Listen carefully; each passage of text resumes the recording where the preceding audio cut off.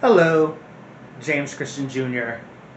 I want to get on here and talk about the royal family and the issue of racism that has been talked about in the past few days since the interview with Harry and Meghan by Oprah. Obviously, that's what I'm talking about.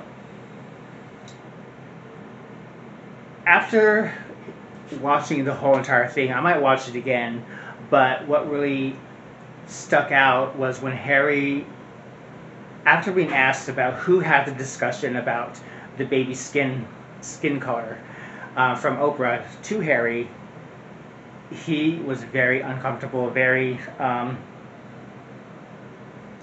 was adamant about not saying who it is, and he did say that it wasn't his grandmother and Philip, which leaves Charles and his brother. You know what? I can't even think of his brother's name because he hasn't been in, because Harry and Meghan have been in the spotlight, not really so much as the prince to be. That's amazing. I can't even think of his name, honestly. Weird. Okay, I truly think it was his brother. You have to think back that they're pretty much close in age, as you know, one's older, one's younger, but they're pretty much close. Their mother died when they were children. That affected them, and I'm sure that they were close for quite a while. I noticed that the separation started with them when the first marriage happened with Kate Middleton, and that family had to focus on itself, and that's understandable. So Harry was off by himself, and he was a bachelor for a while, Remember the naked photo that came out, Anyways, so there was a separation between the brothers for a while.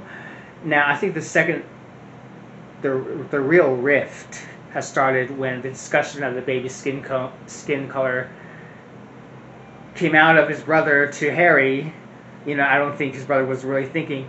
And here's the thing: Harry said he was pretty much stuck or whatever, but they don't live normal lives. They live in a life where their family dealt with slavery and colonialism for centuries and millenniums.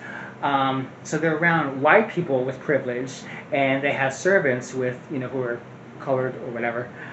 That's their life. And I think the shock of people like, oh my God, they're racist, is because it just wasn't brought up. That's just simply how it is, and they don't want to think as these good people as racists. But the issue has to come up at some point, and you have to think about it like, yeah, you can be racist without knowing you're racist. That's a fact. And it goes with yourself, with myself. Like, I can have racist tendencies, and this is honest. And you have to, think about yourself and be honest with yourself. What racist tendencies do I have that I didn't know? And I'm like, oh, yeah. Mm-hmm.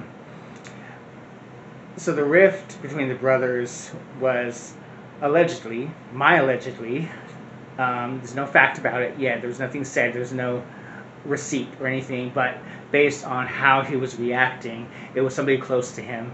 And I really don't think he was close to his father, because his father was a shitty father, a shitty dad. He didn't tend to his boys after his mother died, and that was evident. And I watched the news and everything years ago, and his boys were really left to the side. Diana died, and Prince Charles married Camilla. And to this day, I'm like, how fucking dare you? No, stop. Woo! I'm sorry, people. I'm like dropping my phone and everything. But anyways, I think I'm going on and on and on. Wow.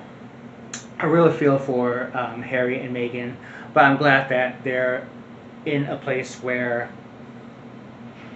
they're away from the madness of of the United Kingdom and the mess that they had to go through. And I'm glad they got out. You know, he took a page from his mother's book, basically, that she didn't read, I guess, and protected his family.